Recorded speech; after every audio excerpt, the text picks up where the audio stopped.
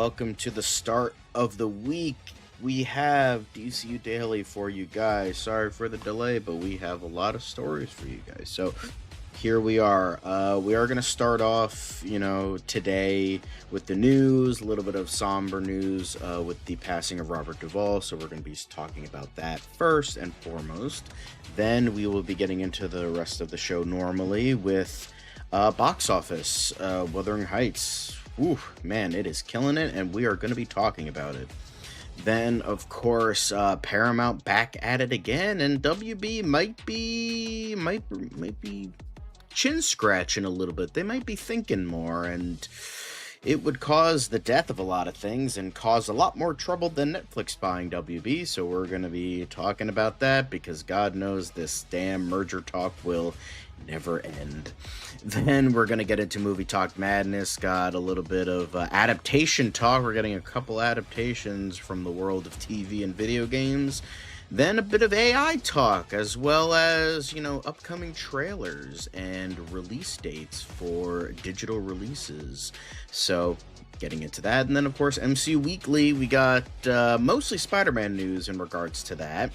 Got some rumors, got some upcoming, projects that we want to talk about. So we're going to be talking about all of that. Then we have our quick hits, normal quick hits, and then DC quick hits. We got some Valentine's Day messages talking about tactical nukes being dodged in regards to some problematic people doing adaptations of stuff we probably didn't want to see adapted if they were behind it. And then, of course, we got a logo for lanterns. We have a look at the upcoming Superman Spider-Man crossover comic, as well as some casting rumors for the other two parts of the Holy DC Trinity, and then finally some Batman 2 talk. So, of course, all of that and more right after this wonderful news intro. It doesn't seem to matter what I do. I'm always number two. All right, mister, I need to paint my abs on to get nominated. You don't see Robert Downey doing that. You're kidding. You're kidding. I can't open the envelope without the... Warner Brothers is heading back into the Matrix with a new movie in the works. Wonder what other surprises are in store. I want to be Bruce Wayne. I like that. You're gonna love me. There's the shot right there. That. Okay, we don't need to see right there. You look ridiculous. Well, not no more, he don't. What, dude? I can barely understand you. Your accent's insane. What the Give me a hand up. Nope, I'm actually okay. Thank you very much. Oh, wow. Wow.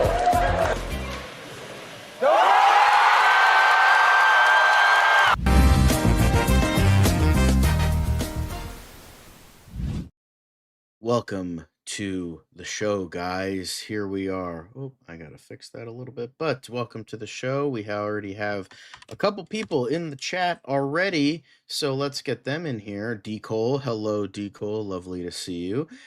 Caleb, honka honka, nice to see you. And then we got Monique, hello.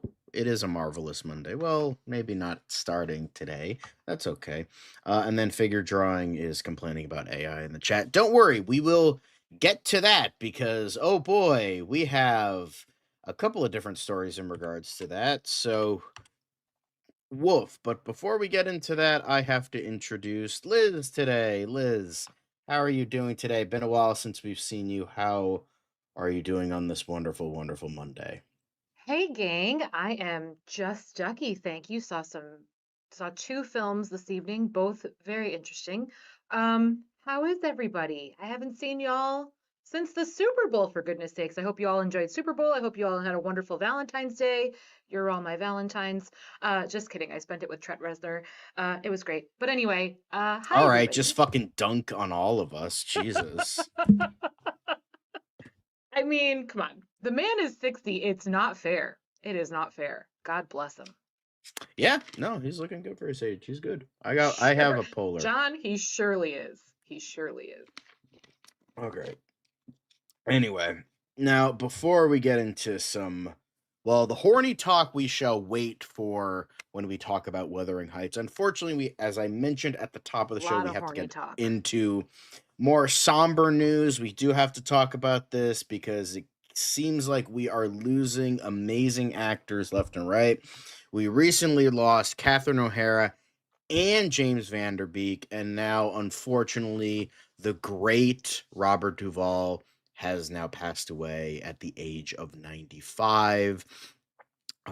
It is definitely one of the I mean, I would say it's one of the biggest losses, but like I feel like we're getting a big loss every other week at this point. I mean, Yeah. that's just how life goes. I mean, it's not permanent, so unfortunately, we're going to be seeing more and I keep saying this, we're going to be seeing more and more legends pass on.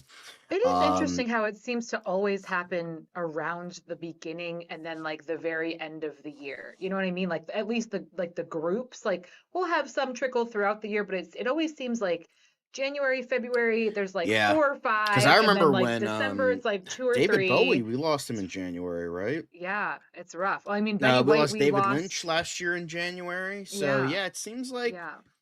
I guess Mother Nature just really wants to start and end the year just horribly, just to make it more miserable for the rest of us. So Maybe it's Mother Nature's way or like the cosmos's way of like getting us to appreciate life. Who knows? Like we can look I at it don't from a lot know, of different but angles, with but how much it's a bummer horrible, terrible regardless. stuff is going on, I don't think we're already inundated with It's a terribleness. bummer. It's a bummer. We don't need this, but it's again, try to appreciate life. And I will say this, even though we didn't really talk about James Van Der Beek that much. Sorry, Robert Duvall took precedent. I'm sorry, I know James Van Der Beek, he was the voice of a generation with Dawson's Creek, but I did want to say this. I know this is not me making a joke. I'm not trying to be funny.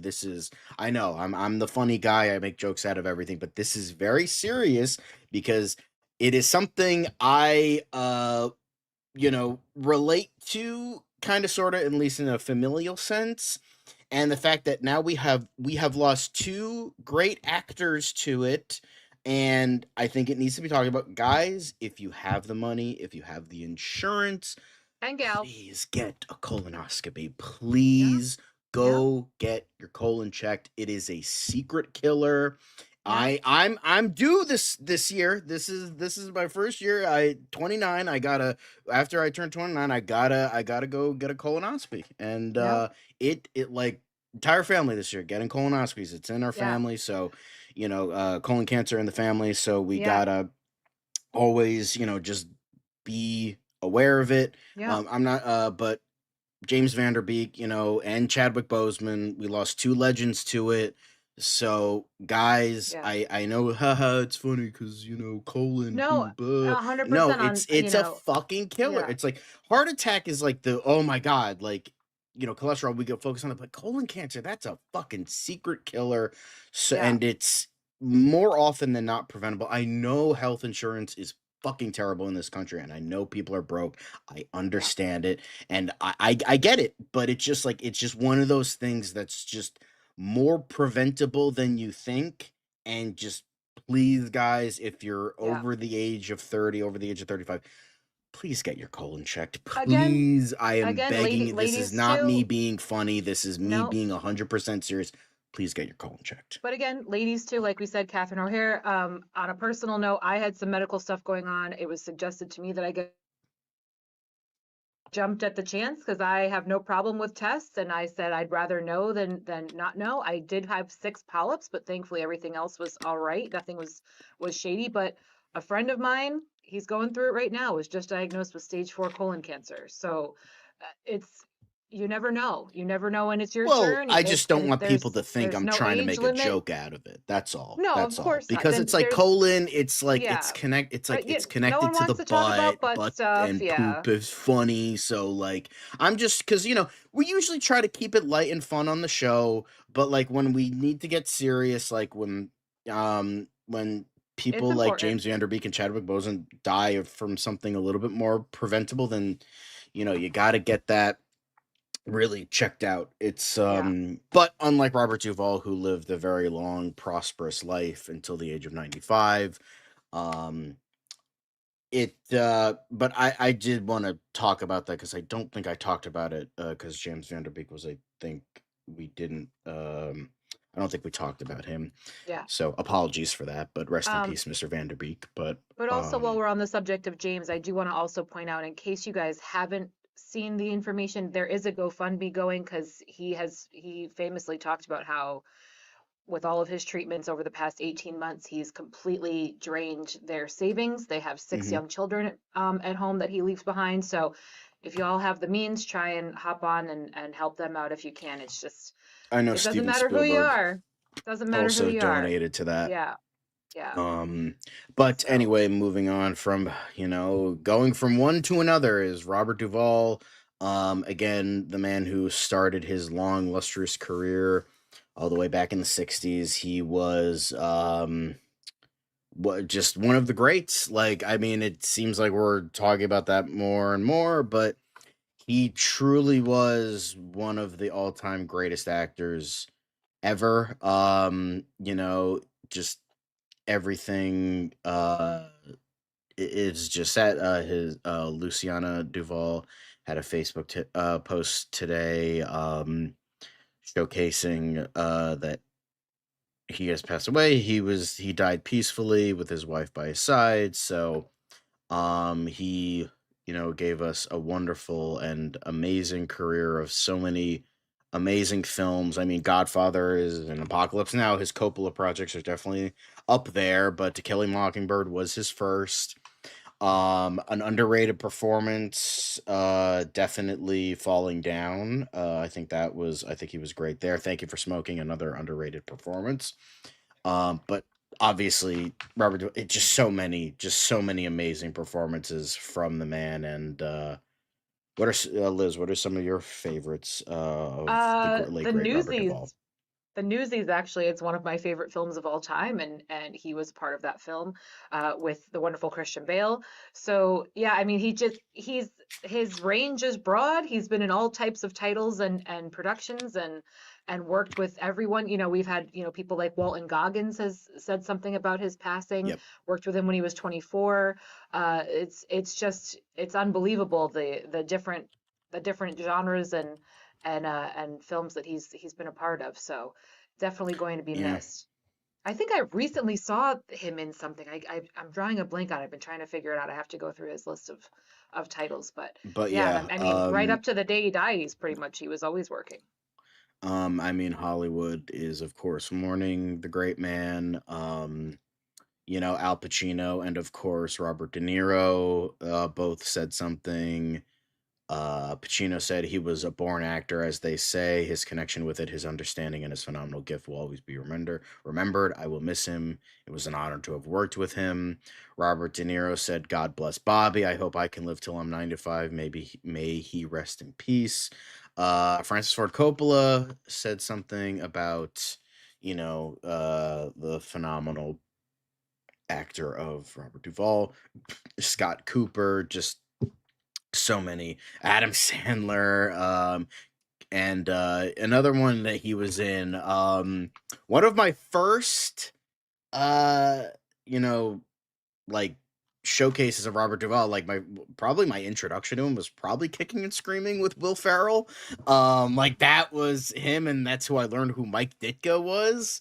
But that was probably my first introduction. That was always a childhood favorite of mine. It's such a stupid movie, but Robert, it's one of those. It's just, as the late great Sir Christopher Lee said, is yes, you can be in as many terrible movies as you want, just don't be terrible in them. And yeah, that's definitely the case with Robert Duvall. He might have been in some crappy films, but hey, he was never bad in them, never ever. So just so Say many. To Kill a Mockingbird's probably my favorite film that he's been in.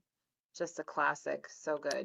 Just Michael Keaton, Viola Davis, Jamie Lee Curtis, Alec Baldwin, just so many people. And then, of course, as you mentioned, Walton Goggins, who appeared in a rare Apocalypse directing appearance of Robert Duvall with The Apostle.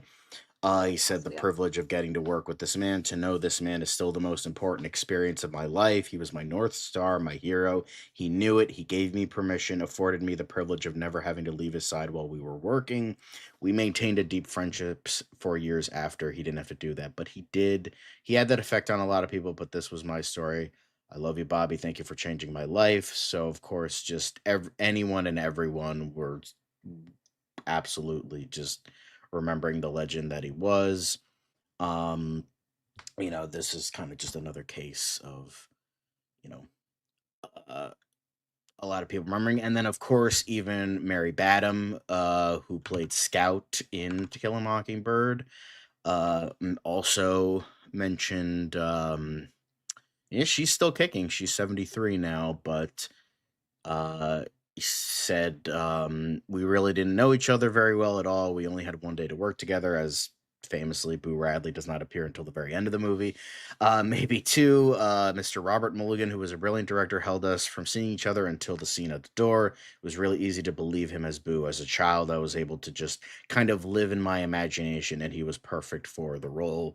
So yeah, he was a very good actor, and I admired his work. So even going back to his very, very humble beginnings, even someone who is probably no longer acting still remembers what he did for the medium. Yeah. So, yeah. Also, hello, Jordan Vargas. Just binged The Penguin, 10 out of 10. Nice to see. Love Hell to see yeah. it. But yeah, unfortunately, Robert Duvall has left this mortal coil, and a lot of people are going to remember him fondly. And go watch The Godfather, guys. I don't know. Go watch Godfather Part 2. Go watch Falling Down, and Thank You for Smoking. Those are definitely some underrated performances with him. So absolutely. But we move on to probably our biggest box office story, and that is Wuthering Heights. So Wuthering Heights has opened to 38 million domestically and 83 million globally over this President's Day weekend. Also, yeah, today's President's Day, right? Happy President's Day. It sure is. To all the presidents except one. Anyway, he knows which one it is. Liz, did you get a chance to see Wuthering Heights? Not yet. I actually did see Dan and Fiona over the weekend, and Dan gave me your feelings on Wuthering Heights. So, I've never read the book. As you guys know, I'm watching the trailers. I'm like, oh, so this is just a film about edging. That's all this is. But all the spicy book readers out there, they are flocking to the theater. So I will be checking it out. The book readers are not flocking to the theater because the people who read the book fucking hate this movie. The spicy book readers, not necessarily the people that have read this book, but the ladies currently reading spicy titles after seeing more this like trailer. Wuthering Heights. I appreciate that. So I will check it out this weekend, but I'm already honestly, that's kind of an insult to Tumblr a little bit. Also, hi Steven, lovely to see you. But hi, Steven. It seems that Wuthering Heights is just dripping with money. It is, everyone is absolutely thirsty for this movie. Just, they're it's getting all the thirsty reaching moms. New Wuthering Heights of horny. I got a bunch of these. Wuthering Heights is certainly putting the domestic in domestic abuse. It's Heathcliff isn't the only one topping. It's topping these charts. It's whipping the global box office. It is opening the box office on top, just like Margot Robbie's opening those legs to Jacob Elordi. Let's fucking go. So, Again, spicy romanticities are a billion-dollar industry right now. It's all over Book Talk. So I'm assuming all of those, all the middle-aged wine moms bringing their cucumbers and petroleum jelly to this one. First of all, Let's calm down. But yeah. So hey, hopefully I enjoy it when I see it. Again, since I haven't read the book, there's no way for me to be disappointed in that regard. So I don't know. It's just See one of what those. happens. It's just one of those cases where it's like, Emerald Fennel Seeds is just was like, hey, I remember reading this book when I was 14. Yeah, I'm gonna make it when I remembered reading it when I was 14, and I'm like, oh, ew, gross. And as we all know, Heathcliff, the most whitewashed character, literary character in cinematic history, next to fucking Jesus Christ. Boy. Okay. There's that.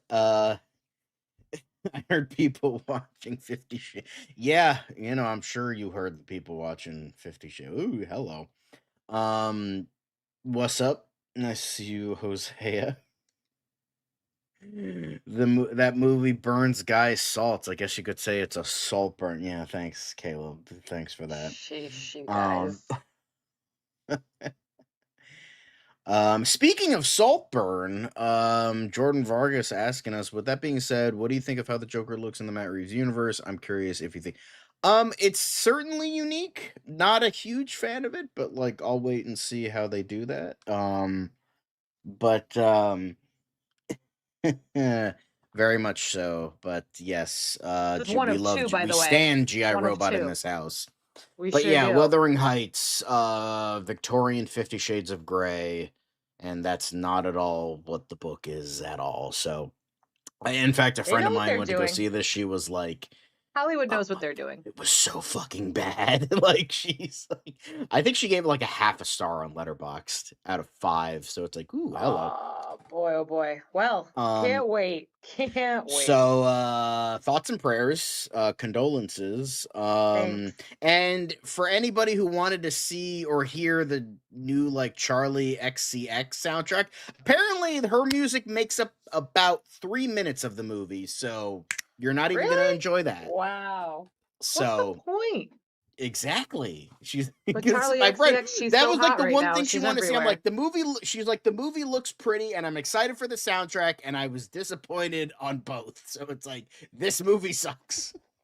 Great for me. But anyway, now we have to move on to something another thing we all really don't want to fucking talk about, because if things can go from bad to worse, apparently Warner Brothers Discovery is eyeing renewed discussions with Paramount Skydance after latest bid. So apparently This is the Paramount finally longest listened saga and ever. kowtowed to They what don't they wanted, care. more No money. one cares. So Fucking give them whatever they want. No one fucking cares. No one cares. No one cares. The rich are just gonna continue to get richer. The bullshit is gonna continue to bullshit. I don't fucking care. I don't care.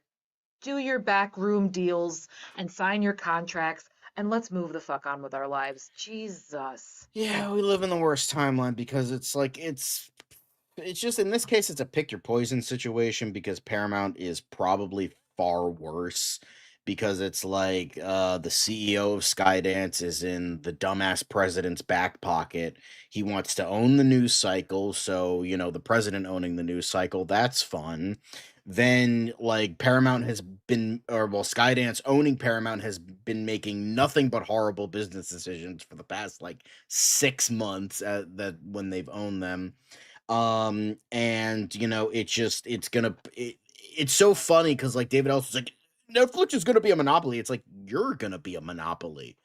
Oh, no, we're not. We're doing it. So it's like, okay, so, and then you're gonna have Skydance becoming a monopoly, but it's like, hey, a theater company is gonna own them, so it's totally okay.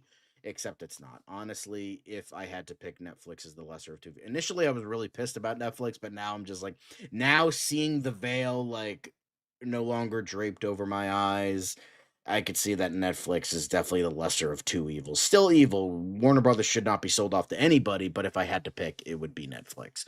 Because honestly, I agree, Hosea. Best case scenario is Warner Brothers decides, jokes, we ain't selling. So,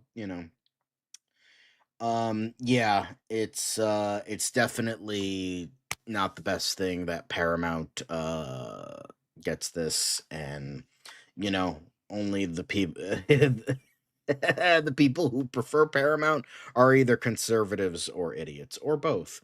So, this is definitely not the thing I wanted to see over the course of my Valentine's Day weekend that I spent by myself, but yeah, it's great. Not great. So I know you don't care, Liz, so we'll just move on from this. I care in the sense that this seems to be like constantly taking up our news cycle. Right. That's what I care about. Like, I don't, but again, the rich are going to continue to get richer and find loopholes and ways to screw everyone else over while lining their pockets. So,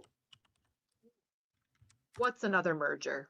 It doesn't matter who's merging. It's never going to work out for the rest of us. So, whatever.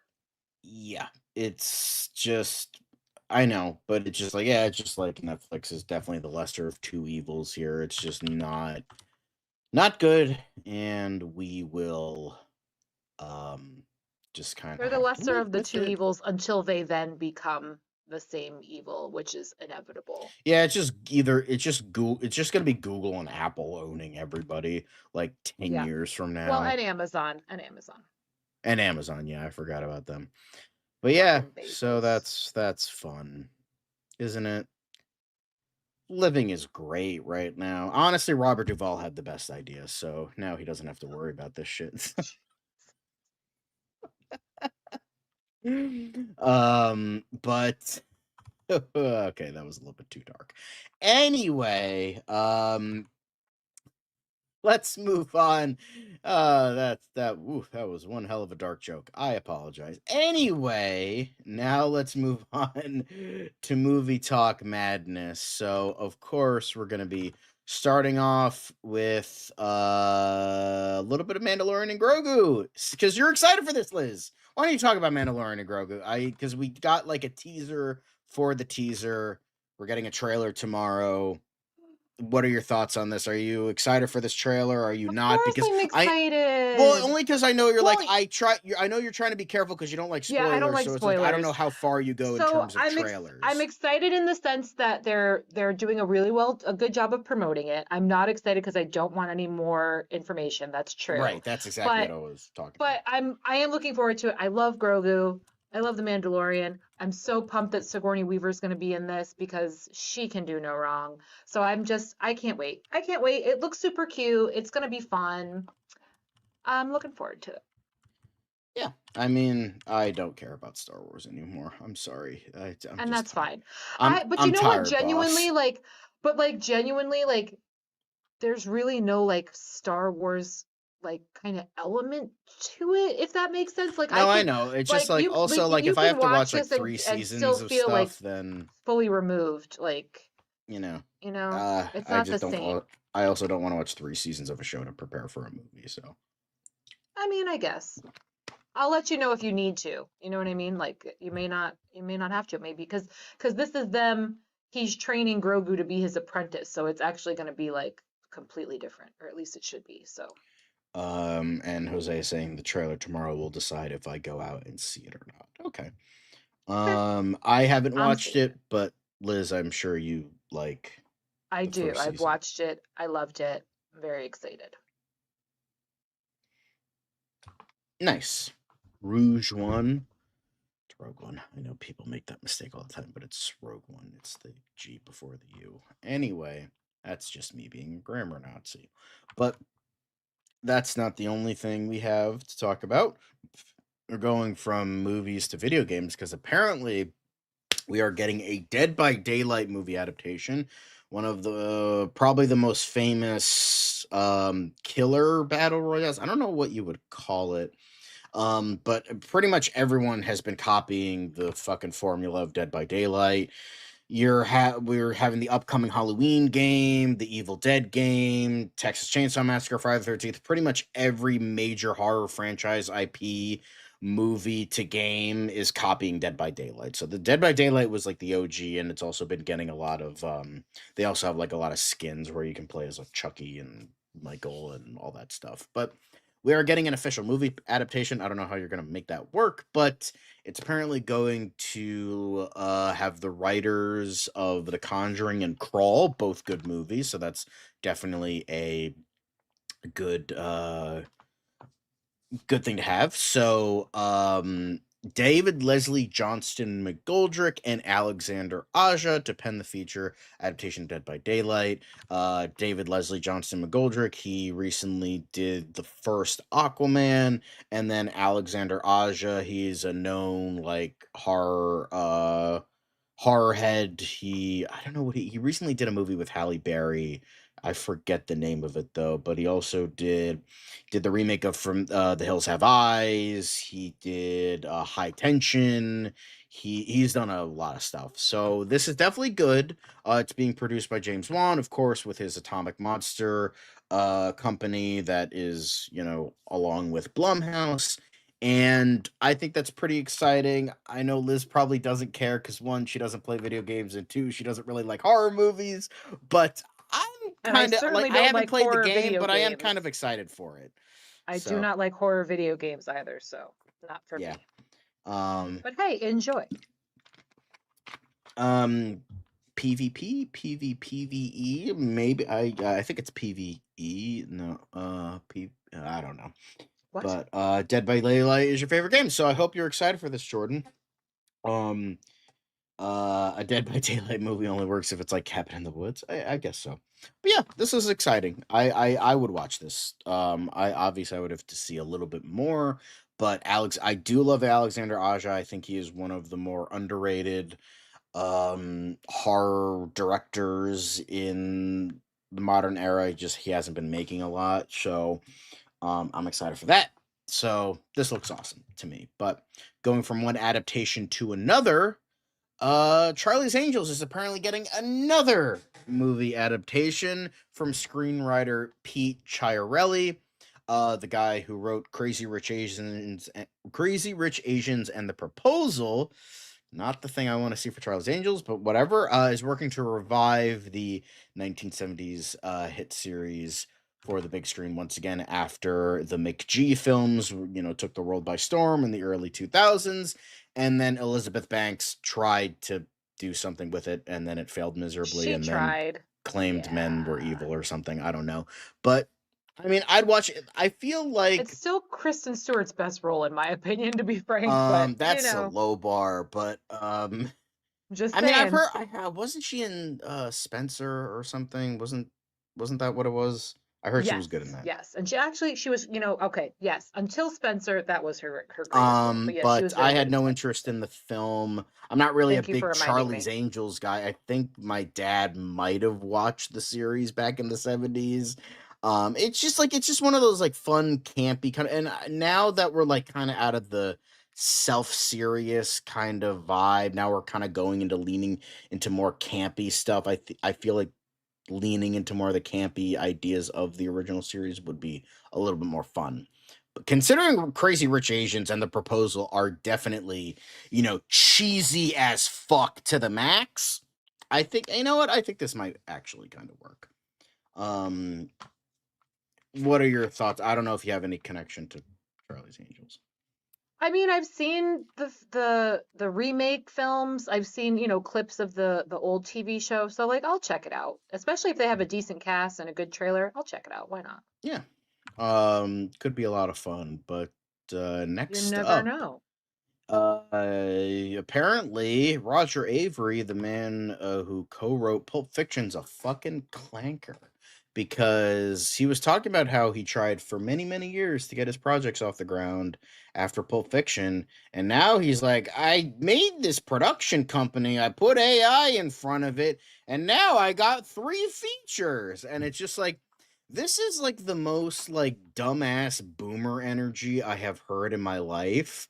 Because he's just like, I don't know what this AI thing is. I just put it in a production company and now I'm getting work. it's just a guy who has like no idea like what any of this shit is. He's just like, I want to make movies, so I'm gonna make movies. What's this thing, AI? Oh, you're gonna give me money for that? Okay. And then now he's making movies. So it's just like, sure, I guess, but like, Well, I think he's just commenting on like the direction of where production companies, entertainment, where everything's going, and he's like, that's all people want to seem to gravitate to right now is AI, and if AI until is it not a part of pops it, in like then 2 right, years time. But it's the new shiny toy, and that I think that was the point he was trying to make, that like, hey, it's really ridiculous how all I have to do is say I'm in the AI world, and now I'm getting attention, but although I will say oh they picked well. like a fucking like the best possible picture for him. It's like, damn, He okay. he looks like he's like real life Wallace and Gromit.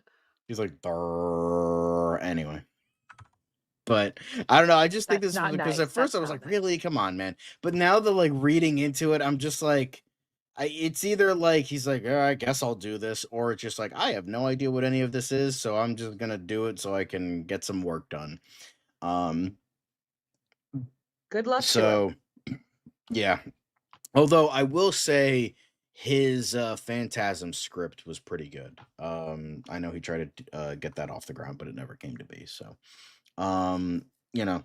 Anyway, that's beside the point. Now we're going into more based things with Godzilla minus zero. Apparently, plot leak possibly reveals big returns and potential spoilers. So if you don't want to be spoiled, then there you go.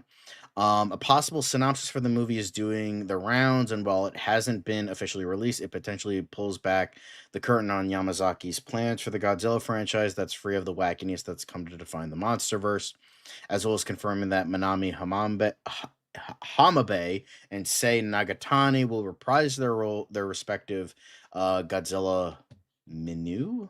Guys, fucking I swear, comic book movie is fucking terrible with typos. Like, guys, edit your shit. Anyway, Godzilla minus one rules. It sounds like Japanese and American forces will team up to battle this far more terrifying version of Godzilla along with another kaiju. So, following the devastation of Godzilla's first rampage in Godzilla Minus One, Koichi Shikishima is determined to lead a quiet life, rebuilding his family with Noriko and young Akiko while stepping away from the nightmares of war and monsters. However, peace is short lived because, Godzilla. When Godzilla returns fully regenerated, larger, and more ferocious, while something ancient begins to stir beneath. I'm gonna butcher this. I apologize. Ayo Ayokigahara near Mount Fuji, endangering the fragile nation and forcing Koichi to reconsider his promise. With stakes higher than ever, Koichi reluctantly returns to the fight, teaming up with old comrades and U.S. Japan alliance forces to confront the two kaiju and protect those he loves, especially as Noriko's cell connection to Godzilla strengthens, pulling her dangerously closer to the monster's rage. So it's definitely getting into more of the idea of what this franchise is a little bit more known for. They're bringing in another kaiju. He's going to get bigger, badder, and meaner. Gigan. Yeah, Gigan could be awesome, but it's probably going to be King Ghidorah because it's always King Ghidorah. No matter what, it's gonna be. It's always King. No matter what, it's like one of two. It's either Ghidorah when it's versus, it's Mothra when it's an alliance. So, uh, anyway. But I'm excited for this. I think this sounds really cool. America and Japan teaming up, especially post World War II, is definitely a really interesting idea as long as he keeps to the great story, the things that made Godzilla minus one so honestly, now I want to fucking rewatch it. Godzilla minus one so good to begin with because the reason that movie was so good was because that for once the human story was just as good, if not better, than the Godzilla story. So it's usually like, oh, Godzilla wrecking stuff. Oh, by the way, the humans, but this was like a very human story that was just so expertly told. And I think just as long as you continue that and do the things that made the original so good, then you're gonna get great stuff. No, not the Zod. He's the Lex Luthor, because Lex Luthor has been in far more stuff as Zod. So yeah, King Ghidorah. It's gonna be King Ghidorah because it's always King Ghidorah. So or Mothra, maybe Rodan. Rodan is also another big one that gets used a lot because that was in King of the Monsters. So I know there was another one. Who was? It could be. They could be going back to. Who was it? The Yeah, Godzilla raids again. Oh, I'm thinking of it. Hang on. Who was? Damn, I forget who it was. Oh, Anguirus. That's what it was. Anguirus. Considering Anguirus was the first kaiju that Godzilla fought, then in Godzilla raids again, then I'm sure that that's who might be here. Um, um, which for something weird like Smogbuster Biollante, just for a change, yeah. I mean, it could be another like nature thing, so Biollante could work. But or create a new monster that doesn't suck, like Titan X. God, that was so fucking like I finally finished Godzilla, the fucking 2014. God, that movie's so fucking bad.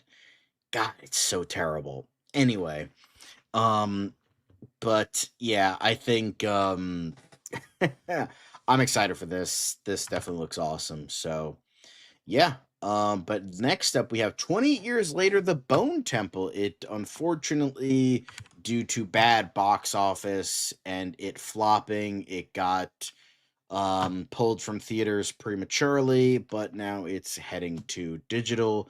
And apparently it was a deleted scene that got released ahead of the film being released on digital. But in the theatrical cut, Jimmy Crystal, approaches Kelson after Jimmy Inc. spots him dancing with the alpha infected known as Samson and threatens to kill the former GP if he doesn't pretend to be Old Nick in an effort to get Jimmy's followers in line. Kelson agrees, but in this extended version of the scene, we see Crystal bolting like a coward when he spots Samson approaching in the distance. So that's definitely awesome. Definitely very interesting. So hopefully it adds a little bit, and I will definitely be watching this because Bone Temple was a fucking absolutely amazing film, way better than the first 28 years later, arguably the best film in the franchise. My favorite's probably still 28 weeks later, but Bone Temple was awesome, and I might just give it another watch on the small screen. So yeah. Yeah, man. Did you get a chance to see this or no? Oh, I sure did, and I loved it. I think it might be What my favorite, actually. um have you seen all four I have films? seen all four. I How made would you sure to rank them? prepare myself. That's a very good question. Well, my problems with days. So I think, I would say Bone Temple, weeks, years, and then days, quite frankly. Honestly, that might be mine too. Oh, look at us. It's honestly, the thing is, I kind of flip flop between this and Weeks. I think I like Weeks a little bit more, but I think this is probably the best movie out of the four. Yeah. So I would say probably Bone Temple, Weeks, Yeah. Years, Well, Days. Weeks has more of an ensemble, so it's, there's a little bit more going on there. But I think it's just Days. Like I think like the first half is pretty good, and then it kind of drops off. Yeah. Years, as in the first 20 years later, it's mediocre until the climax, and then it's like Yeah. the best fucking thing I've ever seen in my life. So it's just like, okay, where the fuck did this come from? Like, where was this Yeah. the entire fucking movie? Yeah. I think so yeah, Weeks is probably my favorite, but the Bone Temple is probably the best, I think. Agreed.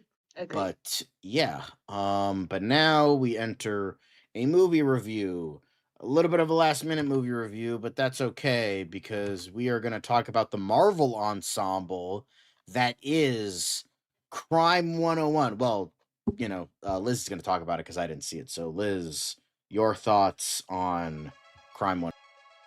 Ooh, got a little music going too. It was a good movie. It was a little messy in the third act, in my opinion, but it's all about Chris Hemsworth is a thief, kind of working for an organization, but it's really all him. He comes up with the scheme. He comes up with, the targets, carries it out. He's an honorable thief in that he doesn't hurt anyone. He doesn't kill anyone. There's really no damage done. He goes after items that he knows are covered by insurance. So there's really no crime exactly going on. But when he's asked to go on a mission and steal some things that he feels it's just kind of messy. He's like, this isn't the kind of work that I do. Barry Kehoe comes in instead and decides he's going to take the job, does a real mess of things, and puts Mr. Chris Hemsworth in a sticky situation. And then chaos ensues. Halle Berry is I don't know what you would call her. She's an insurance broker for very, very wealthy people. So she goes around and says, hey, you've got a house or a project or a big production coming up, and I can help you insure it. Multi-million-dollar transactions going on here. Again, people who wouldn't really miss a lot of money going away.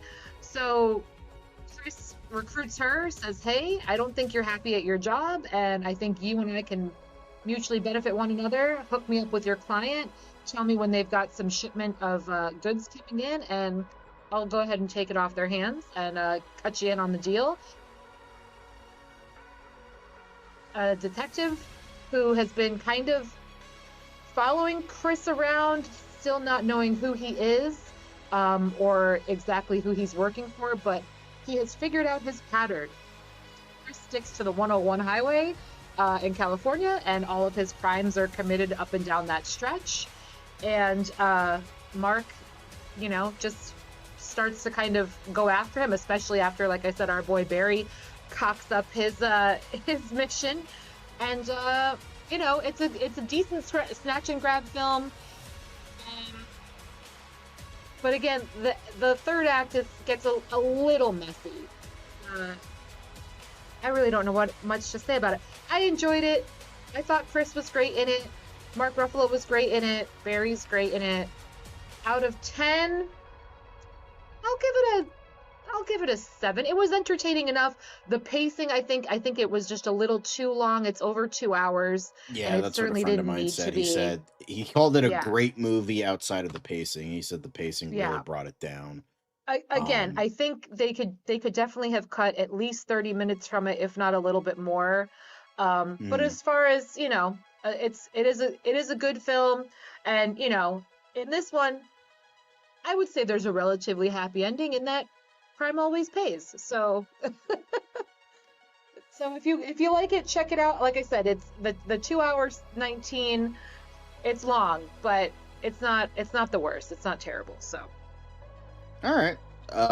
Would you recommend it in a theater, on streaming, or not at all?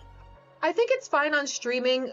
Quite frankly, there was only like one big chase scene. There's really not a whole lot of action really in it, so it's not one that I would say you need to see on the big screen. Yes, the cinematography is beautiful. The film is very well made, but it's one, you can enjoy it in the comforts of your own home.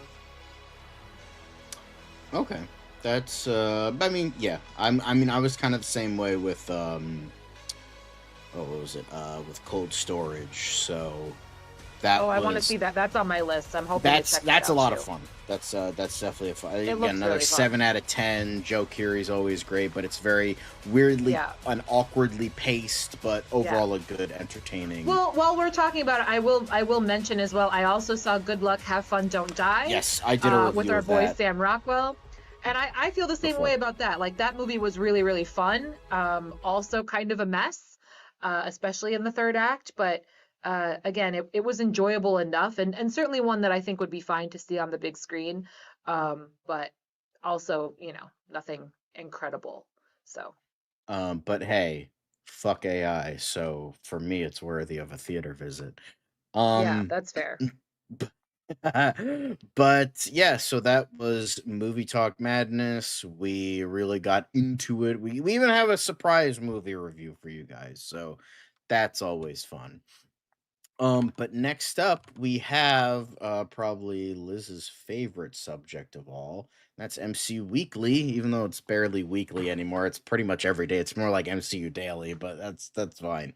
But the first thing we had, as we all know, Valentine's Day was this weekend, or was it? Or was it in fact Valentine's Day? I don't know. I tried. But Robert Downey Jr. is wishing us a happy Doomsday. So thank you for that, Mr. Downey Jr. And you could even get, lovely chocolates. I'm gonna sneeze. Sorry about that. Bless. Whew. There was a hanging booger in there that made me sneeze. I apologize. But thank you for that. But yes, honestly, I would love some Doom chocolates. I'm sure they taste delicious, but yes, wonderful Doom. But now we move on to some Spider-Man talk, because first off is Spider Noir, which I am quaking for, I'm throbbing for, I'm leaking for. I want it injected into my veins Yeah, yesterday. buddy. Like, if we didn't think Nick Cage voicing Spider-Man Noir in Into the Spider-Verse was already goated, here he is, fucking man in his 60s, 70s, fucking playing a Spider-Man already in stunts, in all this stuff, and I'm so excited so Dude yes, understands the assignment, man. I mean, he does, and he's like, I'm plastered. Okay, yeah, we're gonna get. Because here's the thing: when it comes to Nick Cage, and I said this before, it's either we get a really great performance, batshit insane Nick Cage, or both. And I'm pretty sure with this one, we're gonna get both, and I'm excited for that. So it's just kind of like a little bit of like kind of one of those like shot in the arms that I feel like the superhero genre really needs right now, because it's just like it's different. We're kind of like audiences are kind of familiar with the character because it's pretty much a spin-off of Into the Spider-Verse, even though everyone's like, oh, it's not, but it's like it's explained that it technically is. So, and the thing is, it might bring more people into the idea of like, a gumshoe, pulpy style, you know, adventure that's very different from other Spider-Man adventures where it's like big blockbustery stuff, which isn't bad. I'm just saying it's just like it's down, like grounded, gritty, but not in like a let's make everything boring and realistic kind of way. It's like actually seems kind of fun, kind of weird, and it's following all those like Sam Spade-esque tropes that we are familiar with. So, I'm definitely excited for it because this definitely seems like my kind of vibe. So, you know, I'm stoked. I love it. I don't know if you have any thoughts on this, but Yeah, well, um, I just love this quote. His take on it was, "I'm a spider trying to cosplay as a human." And if that is not the most Nick Cage shit you've ever heard, I'm telling you, I'm for it. I can't and wait. he, and I mean that's what Miller says. He's like that's why you cast Nicolas Cage. He's going to come at a character in a way that no one else would think of. And it's just like boom, there he is. And it was the biggest no-brainer of all time. We called up our buddy Oren Uziel, who is show running the show, who we worked with before. He co-wrote, I believe, 22 Jump Street with them, who we knew was the biggest noir aficionado we knew, and he came up with a take that was perfect. And with all of that, there is more to the story. You could read it in Esquire, but it's just, it it's like Nick Cage is like, we're gonna confront, because we were talking about this the other day. He's like, let's confront this in a way that's like unique and different. And he's like, I was talking to Oren, and we're like, okay, we're gonna do it this way, and we're gonna like try to go through with it, and they just went and went and went. He's like, nobody stopped us from doing what we wanted to do, and that's pretty damn good. Say what you will about Sony, when it comes to Spider-Man and Spider characters that aren't, like Morbin Time and Madam Web, they get it right. Like, to me, Sony does get, like, I mean, yeah, they had some, like, iffy stuff with, like, Spider-Man 3 and The Amazing Spider-Man 2, but, like, even those movies, the best they had to offer, which was intriguing character studies and good intriguing subplots and great Spider-Man moments, I'll gladly take those over any of the MCU movies any day of the week. So, this I'm excited for. It's May 27th, and it just seems like a fun pulp adventure that seems to be getting everything right. So, I'm stoked for it. Yes, we can't wait for. I'm not going to yell it because it's fucking 11 o'clock at night. Nicholas fucking Cage, Spider-Man Noir. Let's go. Spiders, bees. He's an alien bug pretending to be human, and we love him. I will say the first Venom 1 and 3 and Craven are not horrible. They're not good, but they're not bad. Like, they're entertaining. They're still not Madam Web is thank so God. bad it's good, and then same with Morbin Time, and then Let There Be Carnage just fucking sucks, but that's beside the point. Bro, Brand New Day has to be the most leaked movie ever. Speaking of, here's another leak for you, because apparently we have a first look at Tombstone in Spider-Man Brand New Day, even though Marvin Crondon Jones III was kind of cagey about it, no pun intended, about his role in the film. He was like, oh yeah, I might be cast. We'll see. But it seems like this was taken from like a behind the scenes, because you could see the stunt wires coming off of, Tom Holland or his stunt double. And honestly, if this is real, which I am kind of doubting it is, because it looks a little bit like too fake looking to me, I'm all for it, because I think Tombstone is an interesting character, and they've done a lot of interesting things with him over the course of his few appearances outside of the comics. So I think Crondon is probably the best choice for the role. So I'm excited for it if he is in the movie. I'm excited for Scorpion, because it's like, guys, you have Nacho from fucking Better Call Saul. Use him. So I think I want to say this is real, but I don't know if it is or not. Liz, I don't know if you have any thoughts on this, but I want this to be real. It doesn't look real to me. It looks like shit, but if it is, I'm sure they'll clean it up and it'll be fine. So whatever.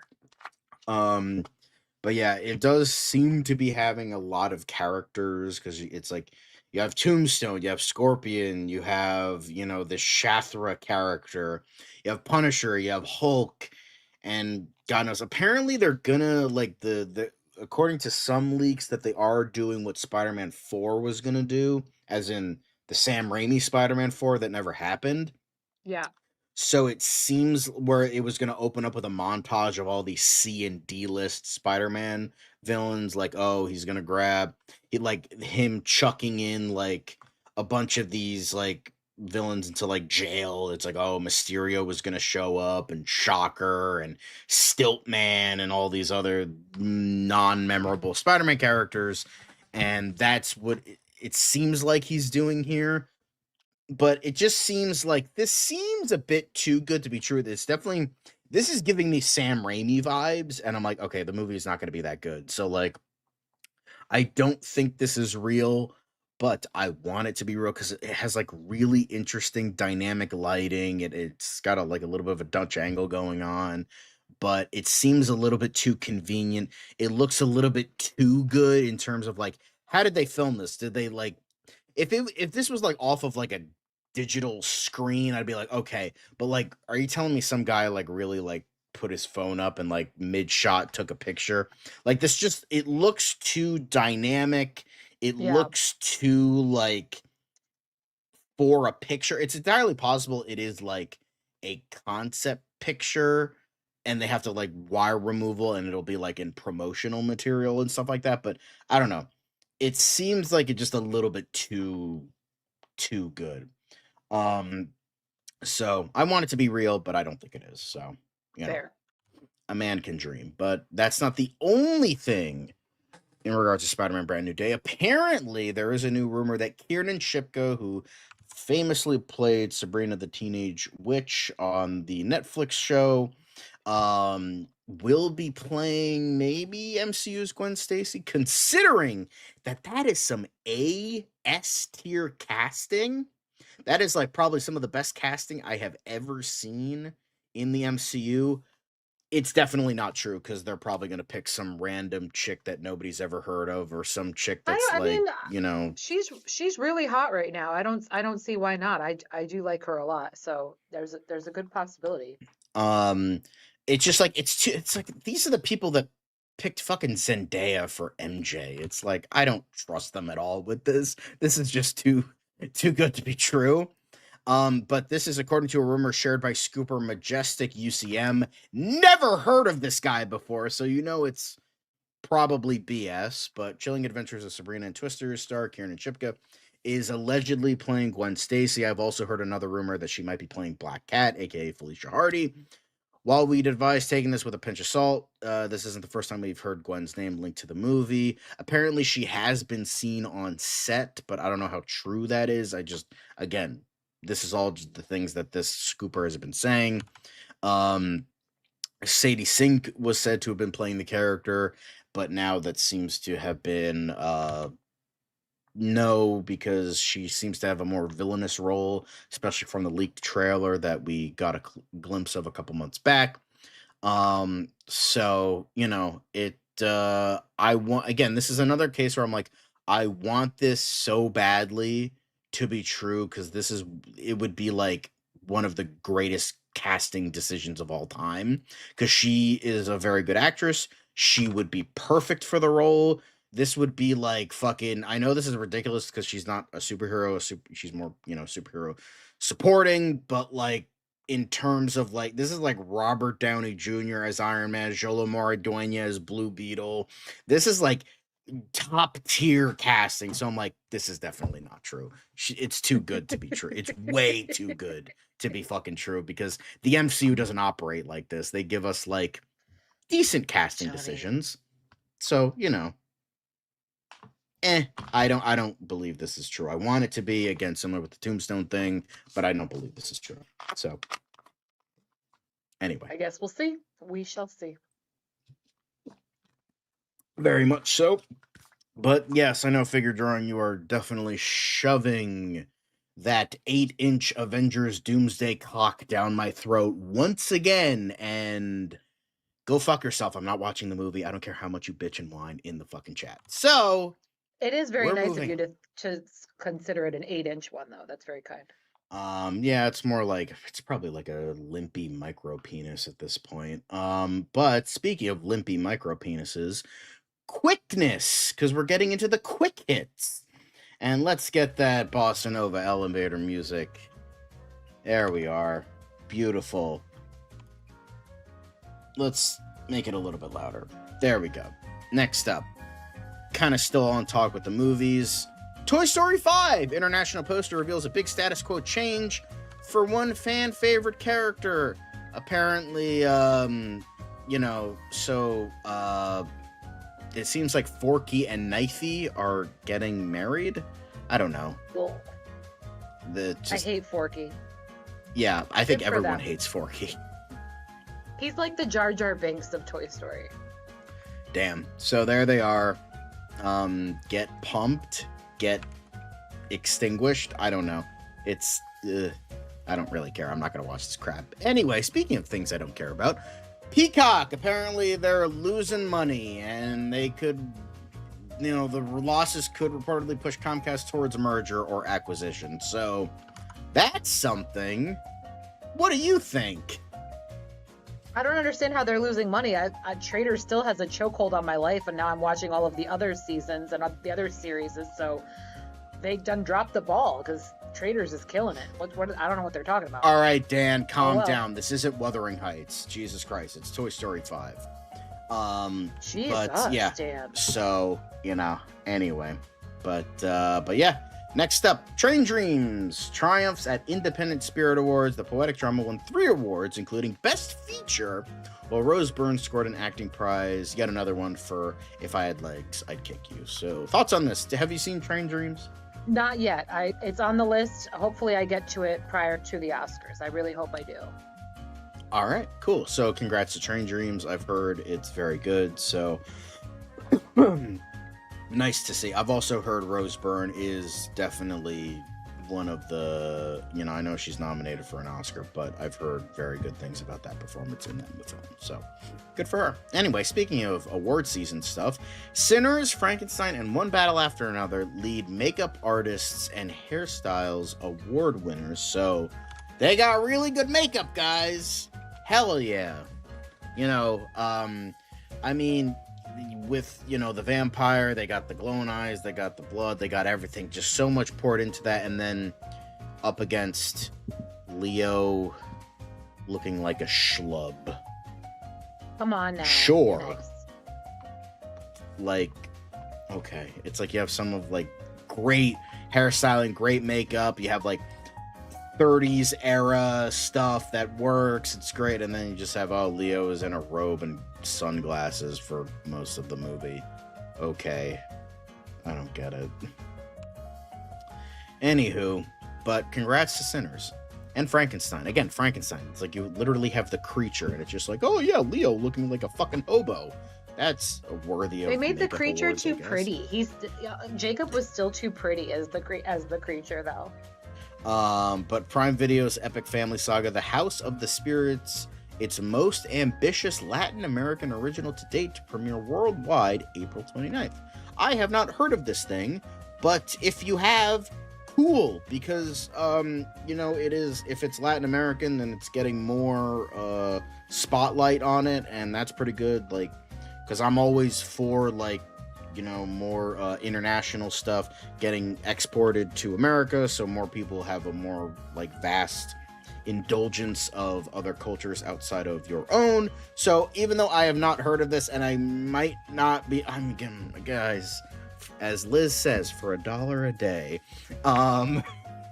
we have only so much time, like, and I have my fucking gigantic list of fucking shit to watch, so yep, I probably same. won't get to it, but I'm all for it, because, as long as you're getting more exports of stuff that's just not American or English speaking, I think that's cool. So, I don't know if you've heard of this, Liz, but I think this is I have not, and quite frankly, all the best to them. I just got too much on my list as well. Yeah, same here. I will not be getting to it. I'm sorry. This is my list, guys, and this is not even close to it's not even close to being fit. Like, look at this. Look at this shit right there. God dang. Like, fuck, guys.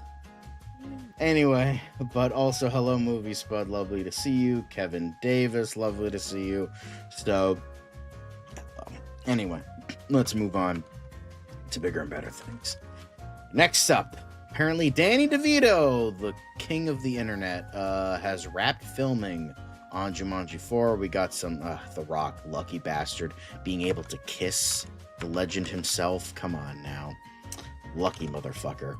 But here we have Danny, The Rock, and Kevin Hart. We have the crew. Just like this should be like the pinnacle of like Danny DeVito just being Danny DeVito. It's just like you're just like this fucking epic black and white picture, just like him at the center, and just like the energy radiating of just the epicness of Danny DeVito, because that's who he is.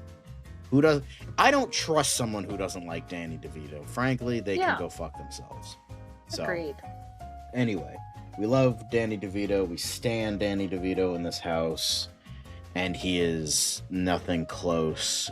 He is nothing beyond more than a legend. So, I fucking love Danny DeVito. You know what? Jersey Mike's also, it's just like it's even better. Like Jersey Mike's is even better because Danny DeVito is doing shit for them. Boom, perfect. I'm gonna say Jersey. If you got a Jersey Mike's near you, that is some good shit right there. I just got Jersey Mike's my on like Thursday. ritual. It was fabulous. Because the thing is, I have a Jersey Mike's on my way home every time I go home from the movies. So I always, if it's still open, like if I'm not going super late this past time when I went to go see Good Luck, Have Fun, Don't Die in Cold Storage, unfortunately they were closed. So I just had stuff at home. But like, ooh, Jersey Mike's is good stuff. And Danny DeVito doing being the spokesperson, even better. Anyway. Enough glazing Danny DeVito. Next up, we have Ridley Scott. Apparently, The Dog stars. It is a post-apocalyptic sci-fi thriller, and it is going to have Jacob Elordi, Margaret Qualley, Josh Brolin, and Guy Pearce. Seems like an interesting idea, and hopefully it's a lot better than a Wuthering Heights. But Ridley Scott has been hit and miss as of late, so I hope it's good. I think it's based on a book. I've heard the book is good. I'm pretty sure this is the one I'm thinking of. But yeah, I'd watch it. I mean, I just want Jacob Elordi to be in good work outside of fucking, 50 Shades of fucking bullshit, that he was in. But yeah. Hey, he said he loved it. He will follow Margot to the ends of the earth. Yeah, even though she's married with a child, you fucking cheating whore. Anyway, oh my The God. Night Agent. Dan, pay attention. The Night Agent, Season 4, Writer's Room underway. Creator Sean Ryan talks timing of potential renewal and delivering seasons on yearly cadence. So that's cool for all you Night Agent fans. I know Dan's excited about that one because he loves The Night Agent. See, there he is screaming in the chat. But yeah, I mean, my parents watch this show. They say it's very good. Gabriel Basso, I've heard he's fucking great in it. Season 3 dropping this week. Yeah, I'll fucking say it. Like, she's like, oh my God, Jacob Elordi was my rock. I was like obsessed with him. It's like, you have a child at home. Like, you're fucking pretending and playing dress up. Calm fucking down, okay? I fucking hate Margot Robbie. Anyway, Clearly. but Tyrese Jesus. Gibson, Billy Zane, Jake Busey, and everybody's favorite cannibal, Armie Hammer, is set for dark comedy thriller Mascot Land.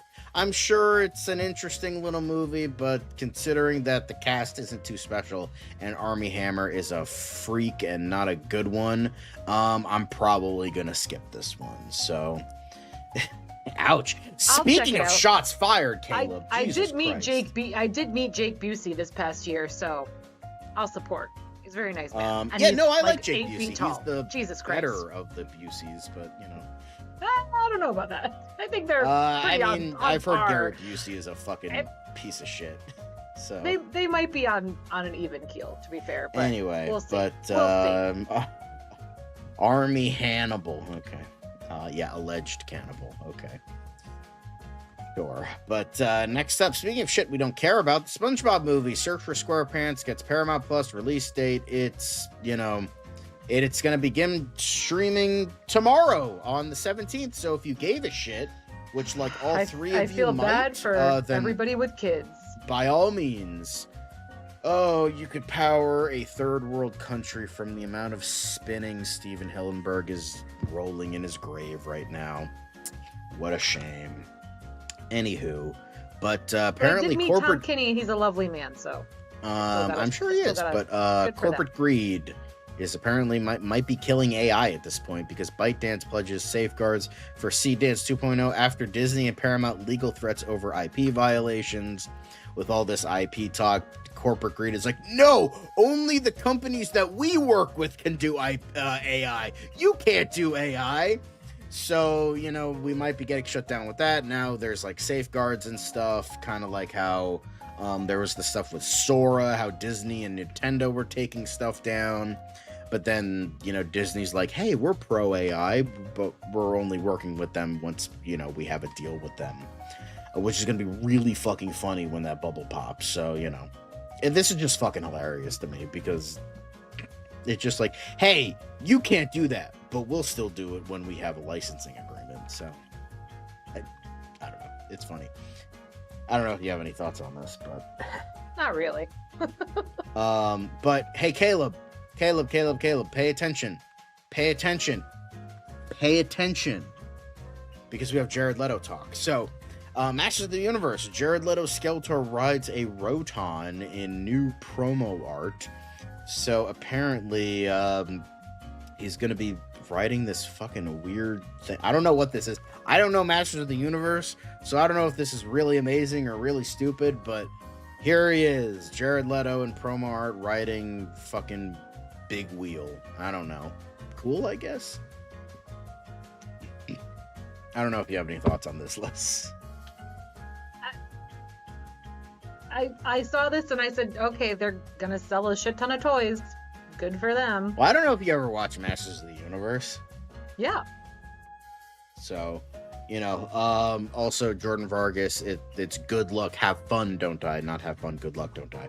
But good luck, have fun, don't die. I really liked it. I thought, Sam Rockwell, I'm very happy that I live at the same time as Sam Rockwell, because Sam Rockwell is he always delivers. You can't. He is just no notes. Wonderful in every sense of the word. What a joy. What a treasure. What a gift. Yes, indeed, Leto, the franchise. No, don't hit JK. He is a franchise killer.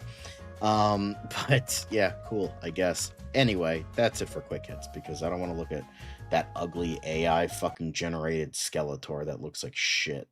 But yeah, that's it for quick hits. Thanks for watching the news portion of the show. Now we enter the DC portion, but Liz, you know what we are at the beginning and at the end? We're hashtag blessed. So let's be hashtag blessed with James Gunn and enter DCU Daily. It's another project that's been blessed from the beginning. There's the shot right there. That. Okay, we don't need to see right there. Hey, buddy.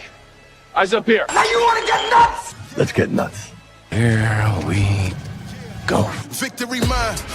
Ask me how am I doing? I'm telling you, really, I'm doing sublime. I never wait in the stewardess line. I just go do it. I'm moving my time. Really had nothing to do with it. How am I moving? I'm moving like you want to shine. Follow my lead. Don't listen to lies. I had to put me all in the line. That's why I know that victory's mine.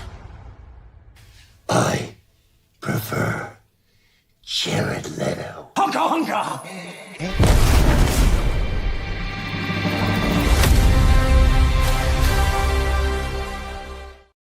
Hello, everyone. Welcome to DCU Daily here. Prime level, what everybody wants to see, what everyone wants to talk about. Here we are. I'm your host, John. Lovely to see you all. And we also have Liz. Liz, you saw what we are going to be talking about today. Are you specifically excited to talk about anything, or are you just like, I'm just here for the ride? I'm always here for the ride, gang. You know that about me. But I am looking forward to talking a little more about Supergirl. We have a cute little new crypto clip. I can't wait for this movie. I'm down. I'm getting more and more excited. Much like I was for Superman's release last year, I'm getting just more and more excited for Supergirl as more things come out as we're getting closer to the release. So I can't wait to talk about that. Very much so. But yeah, with all of that, let's get into our boy Crypto, because here he is. Oh my God. Wishing everyone a happy Valentine's Day. Just look because he's the cutest pupper and the goodest boy. The goodest boy. Honestly, he looks even better here, I will say. Like, in terms, I'm sure the CGI is even better now that it's like another year down the line. So yeah.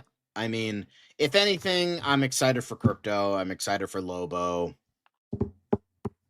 That's about it. Yeah. I'm excited for those two things about this movie. So, but yeah. Oh, let's get into, yes. Sorry, I had to put the quick hits banner because it is the pets, parrots, ducks, pelicans of DCU news. So, quick hit time. But with that, I will say, in regards to DC is built on DCEU projects that never happened.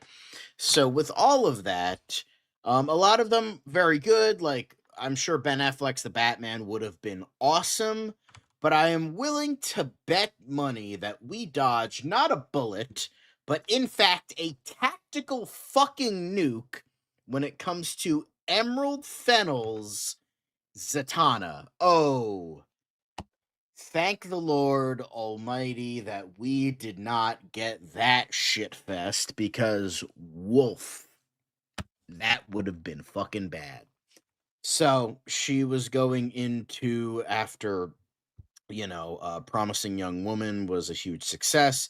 Emerald Fennel Seeds then said she was working on Zatanna. J.J. Abrams had like a Justice League Dark vibe to, like, he was in charge of that, and luckily that never came to be, because thank Christ. But apparently Fennel's approach to the Mistress of Magic was intentionally subversive, probably not in a good way, probably more in like a Ryan Johnson kind of way, as she sought to ground the character's immense power in a deeply personal struggle. It was a kind of superhero movie, and I was like, okay, how do I make the version of a superhero movie that I would connect to emotionally, which is sort of the woman in the middle of a nervous breakdown. When asked about the movie's story and tone, Fennel described it as a script reflective of a woman in the middle of a nervous breakdown, I would say. And in terms of what that means, well, I suppose it just meant that it was probably too far away, maybe a little too far away from the genre. The writer admitted that the demented nature of the screenplay led to feelings of self-doubt regarding her ability to meet the studio's expectations. I haven't read it for a really long time because I found it really difficult. The thing is, I love JJ, one of the few people that can still say that, and he took a chance on offering me to do it, and I really wanted to deliver something amazing for them, and I always felt like I hadn't quite maybe delivered the thing that they wanted. Well, thank God for that, because this probably would have been a steaming fucking pile. So, little victories, guys, because that would have been bad. Also, hello, Jalen. Lovely to see you. Yes, one day we will get a Zatanna live action appearance. Hopefully, well, she was in Smallville for a little bit. Hopefully, we will get it by someone who actually knows a thing or two about comics, and not, coming from the woman that likes to film fucking graves and drinking semen water, and Margot Robbie getting whipped by Jacob Elordi. So, anyway, what are your thoughts on this? I don't even know if you know who Okay. Zatanna even is, but I've heard the name probably on the show, to be fair. But no, I know nothing about this failed project or future projects. But you have gotten me a little more intrigued for Wuthering Heights. So hey, there you go. but thank God this didn't happen. Anyway, now we move on to DC Studios filing new trademarks for Lanterns, Gorilla Grodd, and The Flash. So, according to DC Film News, who we feature a lot on this show, DC Studios has covered its bases by filing 3 trademark applications for Lanterns, the 3 that have appeared or are going to appear: Hal, John, and Guy. However, even more interesting is that 5 have been filed for Gorilla Grodd, the rumored villain of the Jimmy Olsen DC crime series that's in the works. These are filed across multiple categories, including motion pictures, entertainment services, comic books, toys, apparel. DC Crime is expected to be a documentary-style series exploring the origin stories of various villains. It's impossible to tell a Grodd story without the Flash, though that certainly has to stop Clayface from moving forward, despite the DCU not having Batman. And an apparent trademark filing for the Scarlet Speedster has been receiving a lot of attention on social media. Calling that speculation extremely misleading. What's being filed is the Flash stylized mark, the specific text treatment, plus lightning bolt circle design across 12 classes, including cosmetics, athletic bags, entertainment services, motion picture, glassware, and more. This appears to be a refiling. DC previously submitted this exact stylized mark on an intent to use basis, but failed to file a timely statement of use, which led to abandonment. That's why it's being refiled. So this doesn't really mean anything outside of the fact that DC is refiling a bunch of trademarks that they need to be filed. So it's not like, oh my God, we're getting the Flash next year. Oh my God, this is crazy. No, it's just like, hey, we have a bunch of characters that need trademarks to be filed. So that's what we're doing. So nothing crazy, but still noteworthy enough to be like, oh, that's interesting, as well as stuff that we will be talking about soon. So, yeah. So boring business stuff. Apologies, but got to keep you up to date. So next up on the quick hits side of things, Man of Tomorrow has again, more boring business stuff, but Man of Tomorrow has officially landed an Ohio motion picture tax credit. New docs show a possible 5-day shoot in Cincinnati, not Cleveland. The production was awarded about $2 million tied to the 6.6 in-state spending. Cincinnati is also the home of the Union Terminal, which was the inspiration for the Hall of Justice. So very exciting, except not exciting at all. But hey, it shows like the processes we are going to be getting for Man of Tomorrow, which is exciting. So, although Dan thinks it's way more exciting than it actually is, but I mean, yeah. But yeah, hey, steps are being, stepped in regards to the stuff we're going to be getting from Man of Tomorrow, which is exciting. Like, I know, like, that's outside of Clayface, that's like the next, movie I'm excited for. Because I'm not really excited for Supergirl, definitely not excited for Lanterns. I'm excited for Creature Commandos, Clayface, and this, so as well as obviously the Becks. So we'll see where that goes.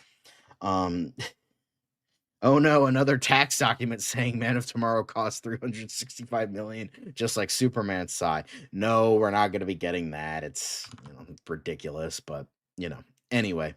But Supergirl, Craig Gillespie saying the obvious because the film is influenced by True Grit and Logan, pointing to a darker ground. Yeah. Everyone who knows the comic story is like, it's literally True Grit in space. This isn't a surprise. We know it's, now I need to watch True Grit. Damn. Okay. But it's that's good. I mean, just because it's inspired by something doesn't mean it'll be as good as those things. So trust me, bro, it's gonna cost No, I read a source, which is my own brain from 2 seconds ago. It's actually gonna cost $500 million. You heard it here, folks. Hashtag Jeff Snyder's trust me, bro. Something dark and kind of western-esque. Guys, it's Logan. Yeah, it's like, let's go. It's gonna be western-esque, so it's gonna be Logan, which that's kind of a cool idea, but it's just like, yeah, it seems a little bit obvious since person taking child and protecting child on grandiose adventure. Yeah, True Grit, Logan, Last of Us, anything with Pedro Pascal, very obvious. So, I would cheer so loud if Supergirl makes it, but I mean, any win for DC is a good one, even if it's for shit written by Tom King. But, the real question is, will it be the best DC movie since The Dark Knight? Well, every DC movie is the best since The Dark Knight, didn't you know? So, very exciting. Liz, are you excited at the fact that it takes inspiration from Logan? Sure. Don't sound so enthused. I mean, it's a weird statement to make about a DC film, I think, but okay. I just think it's like you have the idea of like, Logan was a much darker film, and this is supposed to be darker and westernized, and that's the real question. Yeah, thanks, Dan. But next up, apparently you can get wine glasses with Superman's logo on it. I thought of Dan right away when I saw this. Dan's gonna have a collection of these. Got that new place. You got to put some cool stuff in there, Dan. Sure. Treat yourself, buddy. But yeah, it looks cool. But yeah, okay, it looks cool. Anyway, John Harris, 28 years later, Kingsman: The Secret Service, will serve as the editor for Clayface, which I'm a little bit not happy. Well, I would say I'm not happy about. It's just I'm a little bit nervous because one of the things I didn't like about 28 Years Later was the editing. I think it had really bad editing choices. So I'm just like, let's hope it's more like Kingsman and less like 28 Years Later. But I'm not going to be like, oh my God, it's now going to suck. I'm just saying, well, the editing might not be the best. So that's the only thing I can see. Well, I think it would start with me like decking Caleb in the face, and then we'd be friends after that. I just gotta give him a black eye first. A cosmic spike. I don't know what you mean by that. Fair concern. Yes, thank you very much. But yeah, I'm still excited for Clayface. Clayface is that's like the one thing chugging along DC's 2026 for me is like Clayface. This is the one thing because Supergirl iffy and then Lanterns. James, what is your fascination with Tom King? I don't get it. Nobody gets it. It's just why? I don't. Anyway, now apparently 40 years ago, Frank Miller's The Dark Knight Returns ruined Batman for normies because while it is a good comic, now it's the one thing. It's like anybody who's oh my god, Dark Knight Returns, it's the only fucking Batman comic ever fucking made because all the other Batman comics don't need fucking anything. Guys, it's just like, is it a good comic? Yes. Is it a good movie adaptation? Yes.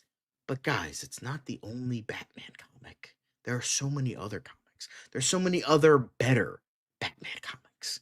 And Frank Miller can frankly suck these nuts because he's an overrated hack.